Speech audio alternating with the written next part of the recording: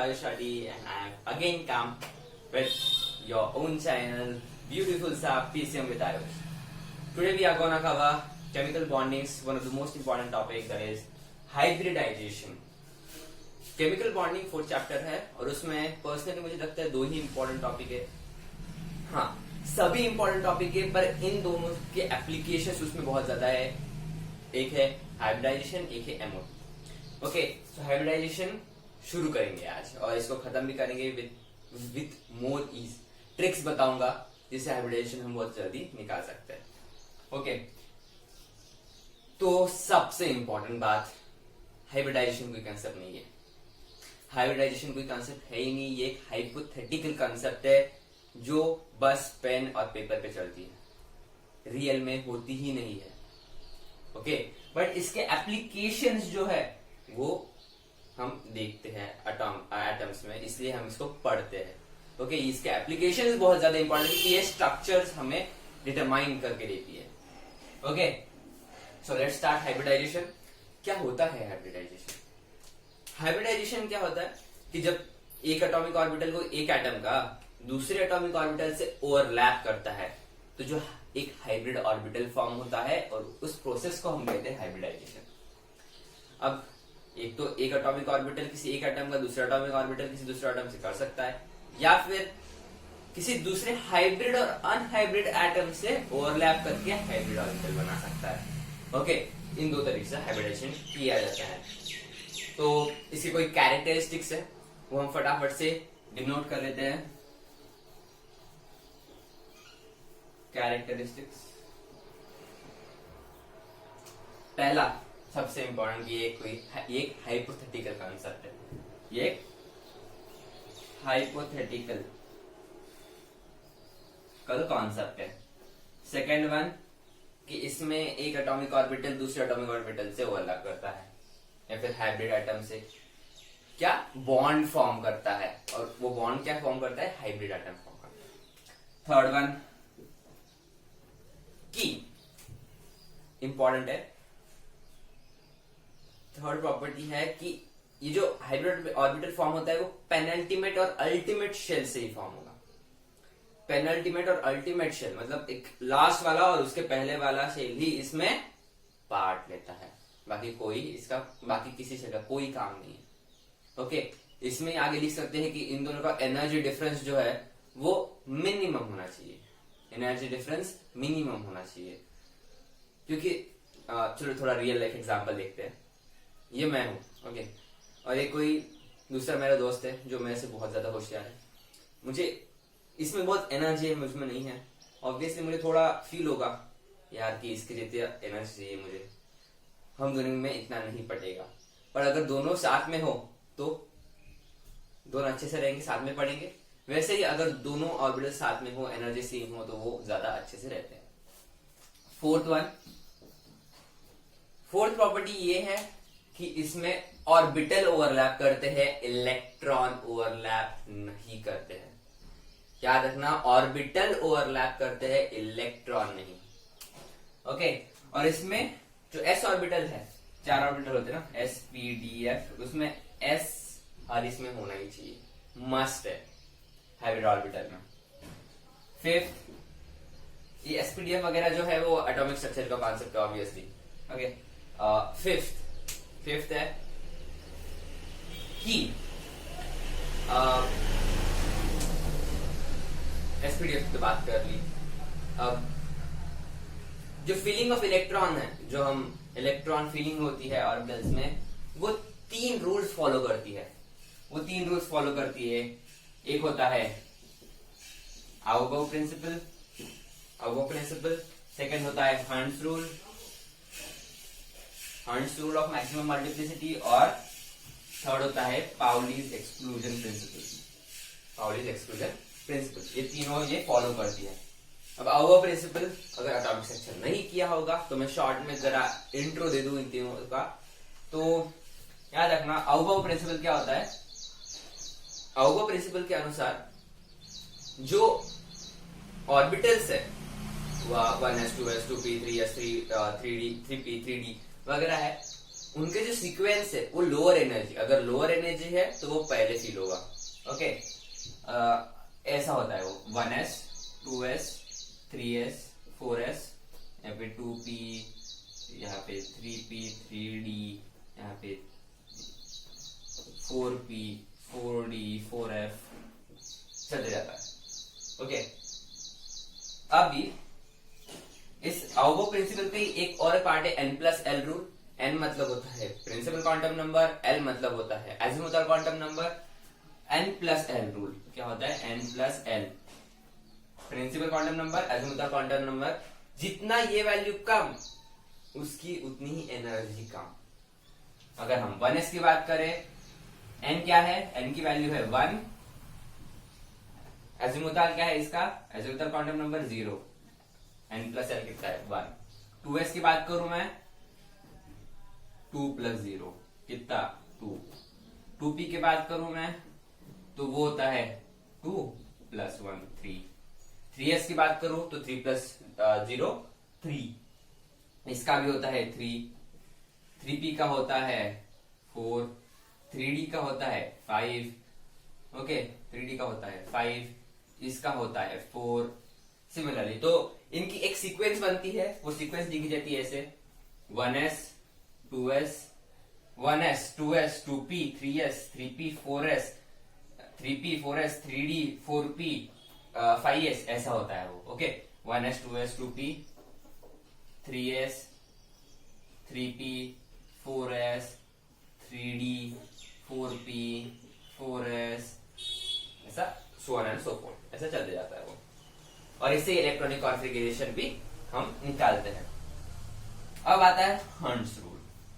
Hunts rule क्या बोलता है? हंट्स रूल, हंट्स रूल बोलता है, एक्चुअली ये रिप्रेजेंटेशन बताता है, और उसके साथ साथ मतलब क्या बोलता है, अगर कोई ऐसा है हम ऐसे ऑर्बिटल से, तो ये पहले ऐसा होगा। अगर किसी दो ऑर्बिटल्स में एनर्जी सेम हो गई, ये अगर ये भी 4 है, ये भी 4 है, सेम हो गई, तो फिर क्या होगा? तो पहले इलेक्ट्रॉन सिंगली भरेंगे, एक एक इलेक्ट्रॉन भरते जाएगा और बाद में डबल इलेक्ट्रॉन आएगा, ऐसा। और इनके पास स्पिन अपोजिट होनी चाहिए, स्पिन क्वांटम नंबर से स्पिन इनकी अपोजिट होनी चाहिए।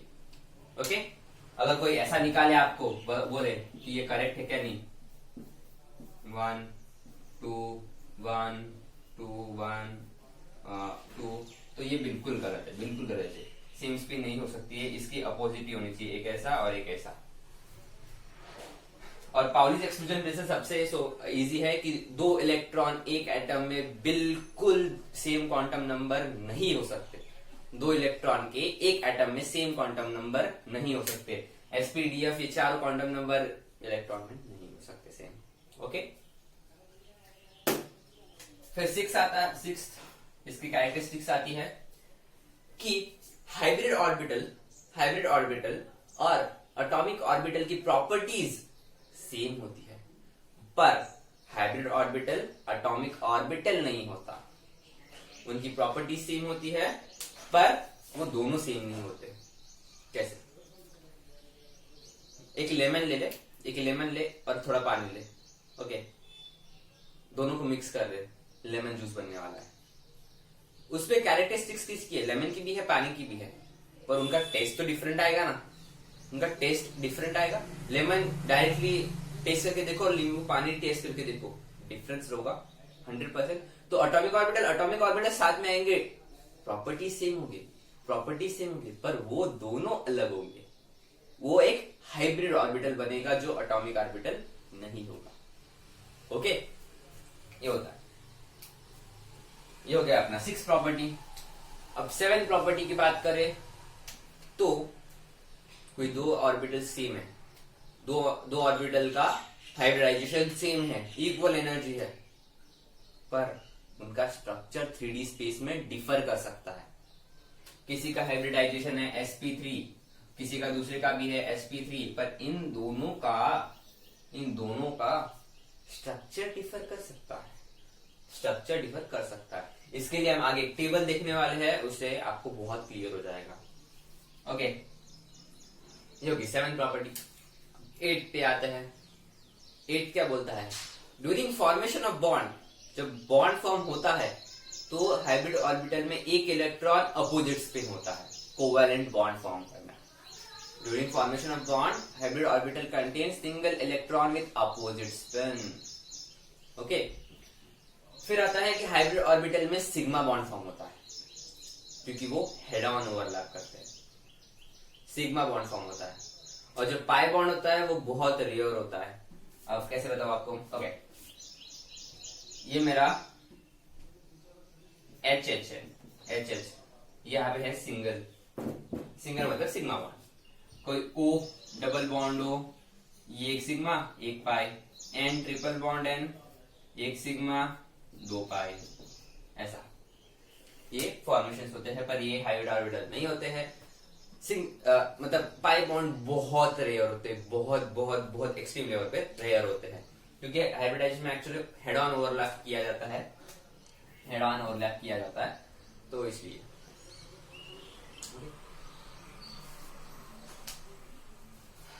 अब आता है नेक्स्ट प्रॉपर्टी पे कि जो स्ट्रक्चर है वो ऐसा फॉर्म करना चाहिए जहां पे सभी एटम्स को मिनिमम रिपल्शन।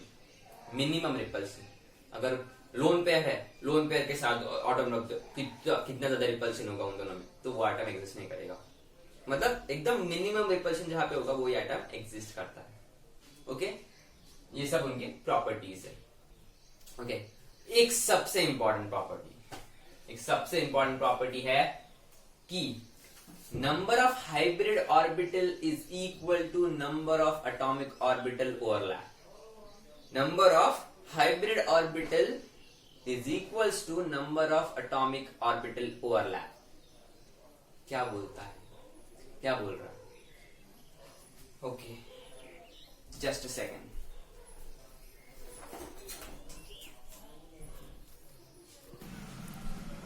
ओके, सो मैंने आपको बोला था हेड ऑन मतलब होता है ऐसा, ये होता है हेड ऑन, ये होता है सिग्मा बॉन्ड, और साइड बाय साइड ये होता है pi bond. Okay,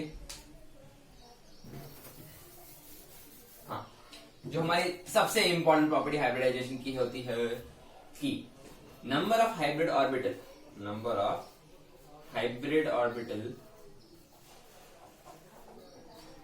orbital is equals to number of atomic orbital overlap। जैसे कि मैं आपको बोल रहा हूं, आपको बोलता हूं, जस्ट कंसिडर केस। ओके, ये पीएक्स पीवाई पीजेड है, तो अगर मैं इन दोनों को ओवरलैप कर रहा हूं, तो क्या बनेगा? कुछ ऐसा बनेगा, ये होगा पीवाई, ये होगा पीजेड, ये होगा एसपी, ये होगा एसपी। ये दोनों क्या फॉर्म करेंगे? ये फॉर्म करेंगे कुछ ऐसा शेप फॉर्म करते हैं।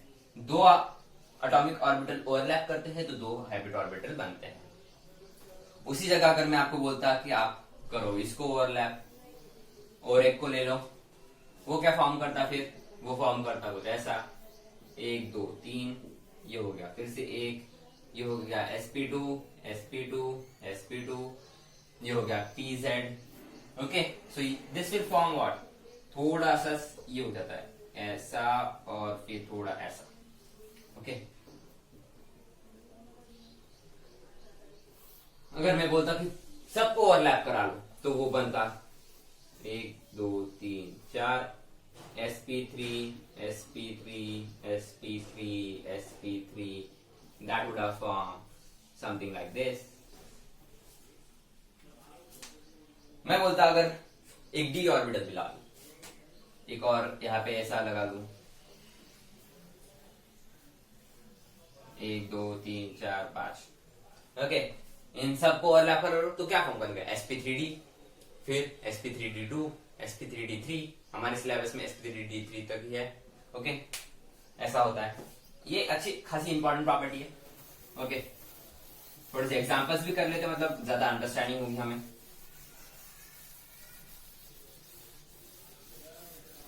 ओके, मैं आपको बोलता हूं कि आप निकालो हाइब्रिडाइजेशन ICl3 का, PCl5 का, PCl3 का, XeO2 का, XeO2F2 का, XeO5 का, फिर XeO5, XeO3 का, और BeCl2 का, CO2 का, देन NO2 का, NO2 माइनस का। ओके, अगेन आप निकालते जाओ इसका हाइब्रिडाइजेशन फटाफट से। ओके, देन वी मस्ट का, और क्या क्या ले सकते हैं हम, BF3 का, CCl4 का, IF3 का, फिर बस इतने एग्जांपल्स इनफ हो गए, लेकिन इनफ एग्जांपल्स हो गए। हाँ, हाइब्रिडाइजेशन होता क्या है actually? Hybridization is nothing but number of pi bonds, simple, number of sigma bond, ये होता है हाइब्रिडाइजेशन, कुछ नहीं होता। जितने सिग्मा बॉन्ड है उतना हाइब्रिडाइजेशन हो गया, प्लस लोन पेयर ऐड कर दो। लेकिन जैसे मैं आपको एग्जांपल ICl3 का, ICl3 अगर मैं कंसीडर करता हूं, ओके, ICl3 कंसीडर करता हूं, तो इसमें स्ट्रक्चर बनाना पड़ता है। ओके, स्ट्रक्चर बनाना पड़ता है, कॉम्प्लिकेशन जाते हैं जरा सा। ओके, थोड़ा कॉम्प्लिकेशन जाता है, पर वो स्ट्रक्चर मैं क्यों बनाऊं मैं स्ट्रक्चर? ठीक है, आपके लिए बना देता हूँ एक बार थोड़ा सा फटाफट से। ऐसा होता है वो स्ट्रक्चर, ये भी आगे पढ़ेंगे हम। ये होता है Cl, यहाँ पे होता है Cl, यहाँ पे होता है, वो ये लोन पे होता है। ओके, ऐसा ऐसा होता है, Cl यहाँ पे, फिर Cl यहाँ पे, ये I यहाँ पे, ये होता है, यहाँ पे 2 लोन पेयर होते हैं। ओके, यहाँ पे 2 लोन पेयर। तो यहाँ पे सिग्मा बॉन्ड कितने हैं? सिग्मा बॉन्ड है 3, लोन पेयर कितने? 2, 5 के लिए sp3d2, 1 sp मतलब 1, s मतलब 1 प्लस, नहीं, sp3d आएगा। ओके, sp3d आएगा। ओके, ये इससे भी आसान तरीका मैं आपको बताता हूं, एक बहुत आसान तरीका। Cl3 यहाँ पे लिखा है 3, लिख दो यहाँ पे 3। I के पास वैलेंस इलेक्ट्रॉन कितने हैं? 7, 3 तो इसने ले लिए, बचे कितने? 4। 4 में लोन पेयर कितने फॉर्म हो सकते हैं? 2 लिख दो यहाँ पे, है कि नहीं? अगर थोड़ा और एग्जांपल करते हैं हम, PCl5 5 लिख दो, 5 प्लस PCl5 वैलेंस इलेक्ट्रॉन कितने? 5, 5 के बाद इसने ले लिए, लोन पेयर 0, 5 का आता है sp3d। PCl3 3 लिख दो यहाँ पे, लोन पेयर कितने बचे इसका? 5 माइनस 3, 2 मतलब कितना? 1 लोन पेयर, 1, 4 मतलब कितना? sp3। XeO2 2 लिख दो यहाँ पे, 2। अब पता है कि O2 डबल बॉन्ड फॉर्म करता है, तो Xe है ना, Xe के पास कितने हैं? 8 है, डबल बॉन्ड फॉर्म करता है मतलब 4, माइनस 4 कर दो, बचे कितने? 4 में कितने फॉर्म होंगे? 2, XeO2 का 4, मतलब कितना? sp3 again. फिर से समझा रहा हूं, मैं कंसिडर कर रहा हूं XeO2 का केस। Xe में बैलेंस इलेक्ट्रॉन 8, पहले सबसे पहले ये जो 2 है यहाँ पे वो लिख दो यहाँ पे, Xg 8 वैलेंस इलेक्ट्रॉन है। O2 क्या फॉर्म करता है, वो हमेशा डबल बॉन्ड फॉर्म करता है।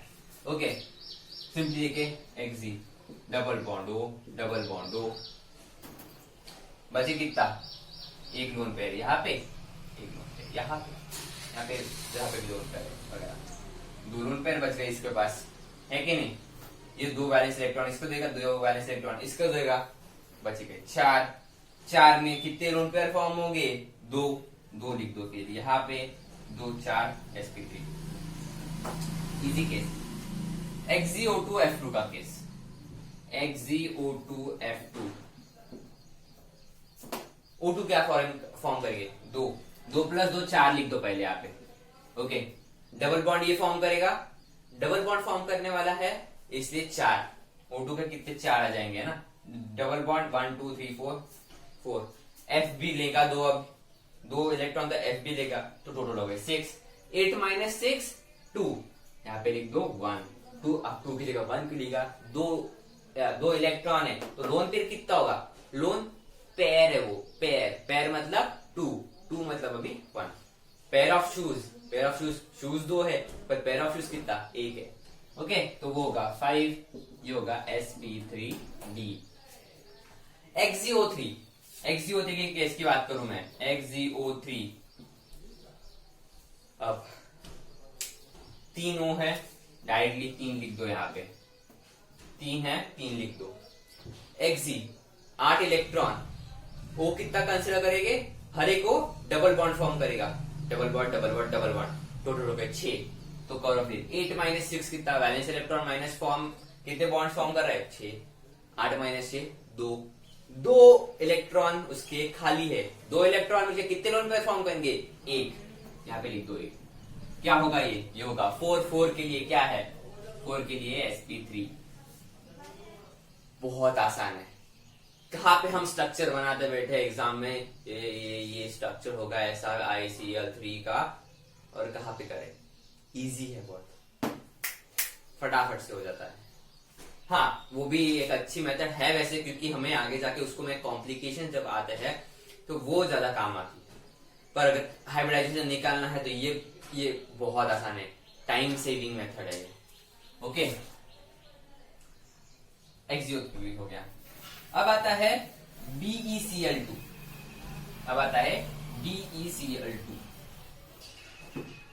BeCl2 की बात करूं अगर मैं, BeCl2 2 है, 2 लिख दो।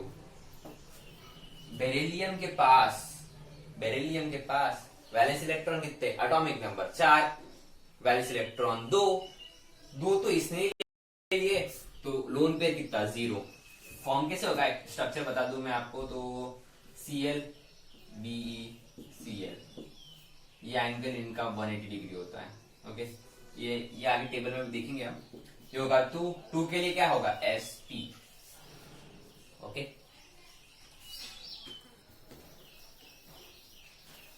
आप ऐसे भी फॉर्म मतलब देख सकते हो ना, 2 यहाँ पे है, लोन पे कितना है, 0, सिग्मा बॉन्ड 1, सिग्मा बॉन्ड 2, ये सिग्मा बॉन्ड, ये सिग्मा बॉन्ड हो गए।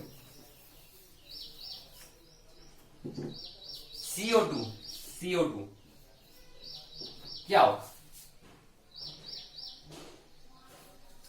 2 है, 2 लिख दो। C के पास 4 valence electron, atomic number 6, 4 valence electron, चारों के चारों तो ऑक्सीजन नहीं ले लिए, डबल बॉन्ड फॉर्म करता है, तो लोन पेयर कितना, 0, तो क्या sp बनेगा। NO2 minus,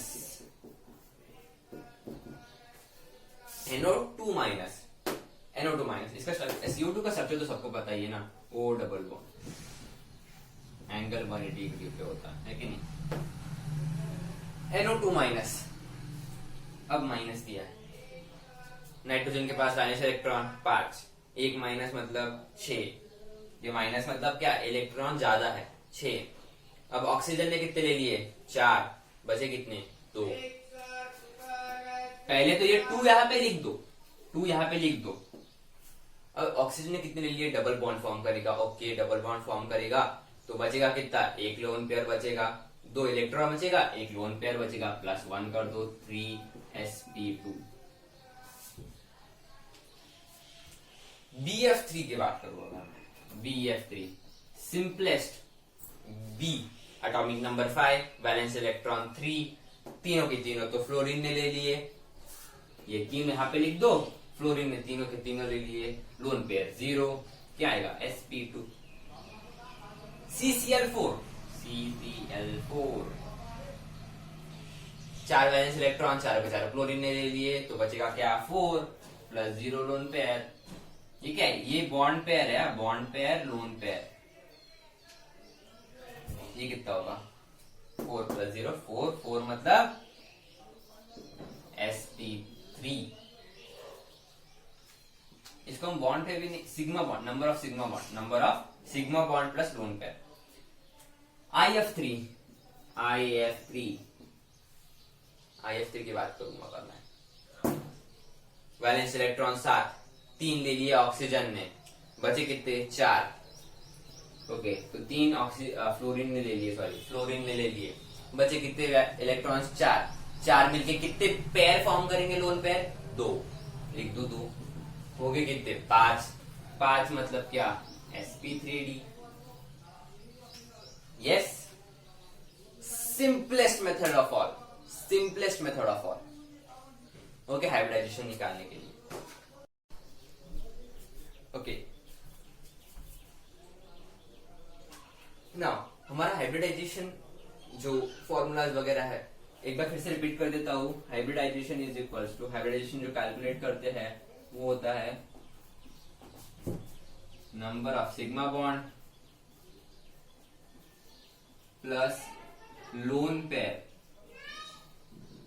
okay, number of sigma bond plus lone pair. Lone pair क्या होती है, 2 इलेक्ट्रॉन ऐसा है जो किसके साथ शेयर नहीं हो रहा है, कोई फॉर्म नहीं कर रहा है, वो हो गया लोन पेयर।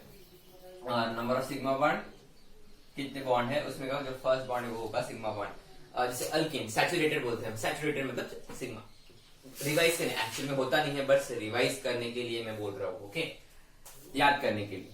नो, मैं आपको थोड़े से एग्जांपल्स दे देता हूँ जो आप प्रैक्टिस कर लेना, so that your concept becomes more stronger and you do not forget that. Questions थोड़े से, उनके आंसर्स दे देता हूं मैं, okay. Question, okay, first XeF5-, second XeF6, third ICl7, F7 mostly है कि नहीं, IF7 मोस्टली बनता है, ओके। फोर्थ रिपीट भी हो सकता है, XeO2F2, fifth SF6, sixth SF6 हो गया H2O, seventh CH4, eight C2H6,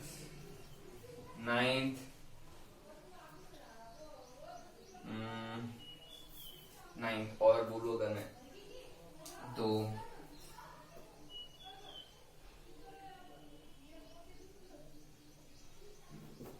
अच्छे खासे होगा ये भी।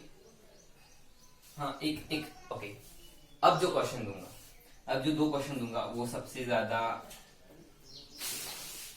मेन है, सॉलिड PCl5,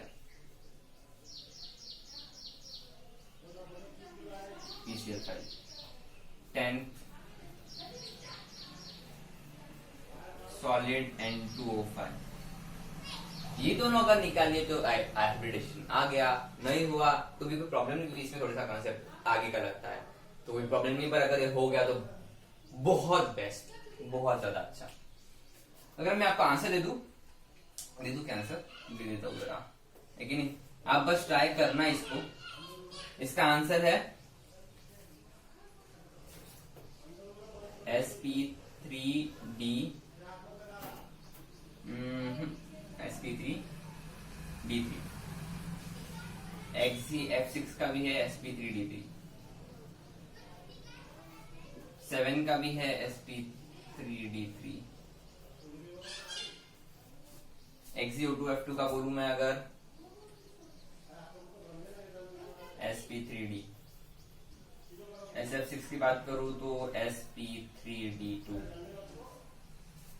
H2O की बात करूं अगर मैं तो sp2, सब वही sp2, CH4 की अगर मैं बात करूं, sp2 नहीं आएगा शायद इसका, sp2 कैसे आएगा, फॉर्म कर रहा है। ओके, इसका मैं एक बार बता देता हूँ आपको, है कि नहीं, वो ऐसा होता है ना, वो HH, ये होता है वाटर मॉलिक्यूल, इसके ऊपर दो लोन पेयर, तो 2 प्लस 2 4 मतलब sp3, ओके। CH4 की अगर मैं बात करूं sp3, C2H6 की बात करूं, ये तो कॉम्बिनेशन जाएगा भाई, ये जाएगा मस्त आगे का, ये रहने दो जो आगे, ओके, ये कर लो। इसका तो मैं बताऊंगा नहीं, अगले लेक्चर में जरूर बताऊंगा, इसका भी होगा क्योंकि इसका आपको निकालना है। ओके, तो यहाँ पे हमारा हाइब्रिडाइजेशन कैसे निकालना है वो तो हो गया, यहाँ पे। आगे के लेक्चर में इसका भी एक और एक वीडियो आएगा, छोटा सा आएगा 10 मिनट का, उसमें मैं आपको बताऊंगा इसका टेबल जिससे स्ट्रक्चर्स निकाले जाते हैं, जिससे सब कुछ किया जाता है, जिससे एप्लीकेशंस होता है। मैंने बोला था कि हाइब्रिडाइजेशन एक हाइपोथेटिकल कॉन्सेप्ट है, पेन पेपर पे चलता है, पर इसका जो एप्लीकेशन है वो काम में आता है, और जो एप्लीकेशन है वो उस टेबल में आपको मैं बताऊंगा। ओके, तो यहाँ पे हमारा हाइब्रिडाइजेशन कंप्लीट हुआ, फॉर्मूले की एप्लीकेशन भी बचा है। Okay, till then keep studying, good bye, and don't forget to subscribe, share and like my channel.